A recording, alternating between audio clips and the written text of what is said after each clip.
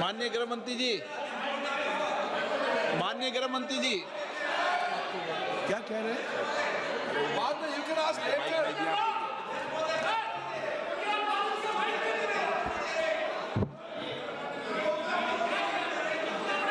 मान्यवर,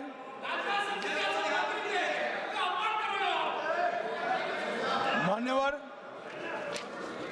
और जाति जनगणना चल रही है। जाति जनगणना का रिपोर्ट भी जाति के साथ ही आएगा। इस पर UEM जयपुर एक आदर्श लक्ष्य है। भावी छात्रों के लिए अच्छी नौकरी, भविष्य के लिए तैयार कौशल के साथ अच्छी शिक्षा। सदन विचार करेगा और जब विचार करेगा जो सामूहिक मन बनेगा, भारतीय जनता पार्टी की सरकार इसके साथ आगे बढ़ेगी। इसमें किसी को संशय रखें। मान्यवर, उनके लिए चुनाव जीतना सर्वोपरि है, हमारे लिए राष्ट्र सर्वोपरि है और राष्ट्र की जनता सर्वोपरि। राष्ट्र की जनता का प्रतिनिधित्व और इसकी भागीदारी का हित सबसे जरूरी है और संविधान को लागू करने के लिए जवाबदेही, पारदर्शिता और समान अवसर और न्याय की रक्षा ये हमारे लिए बेहद जरूरी है। मान्यवर, इसलिए मैं इन लोगों को कहता हूं, कांग्रेस के मित्रों को विशेष कर कि सिर्फ भाषण में नारे लगाने से इस देश का पिछड़ा वर्ग आपको हितैषी नहीं मानेगा। 1947 से लेकर 2014 तक आप ओबीसी का विरोध करते रहे। जब ओबीसी के बगैर सत्ता नहीं मिलेगी इसका परिचय आ गया, प्रधानमंत्री भारतीय जनता पार्टी ने ओबीसी बनाया, तब आप ओबीसी की माला जप रहे हो।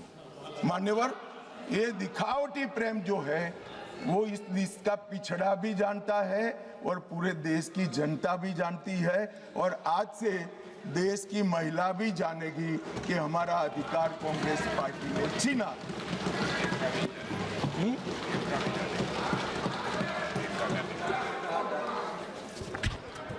मान्यवर, अब मैं महिला आरक्षण पर बताना चाहता हूं।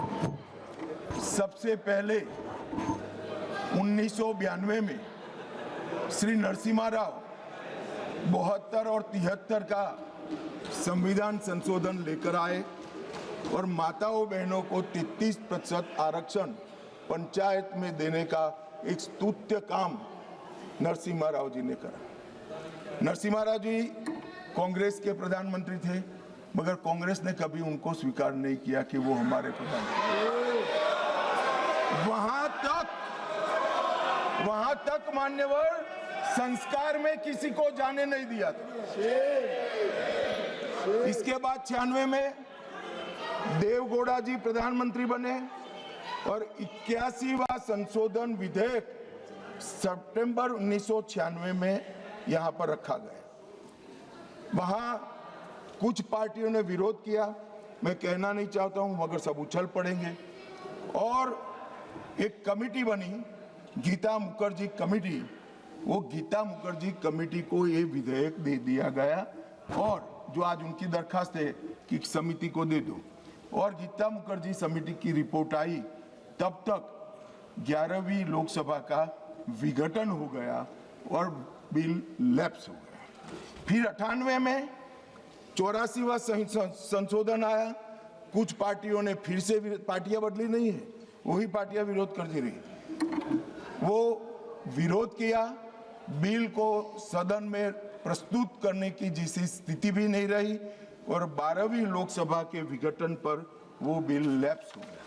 मान्यवर, 99 से 2003 में 85वां संविधान संशोधन विधेयक आया, फिर से उसी पार्टियों ने विरोध किया और बिल लैप्स हो गया। 8 से 14 में 108 का संविधान संशोधन विधेयक मनमोहन सिंह जी लेकर आए और राज्यसभा में प्रस्तुत किया। राज्यसभा में बिल पारित भी हुआ, मगर लोकसभा का दरवाजा कभी वो बिल ने देखा नहीं। और किसने विरोध किया? उसी लोगों ने विरोध किया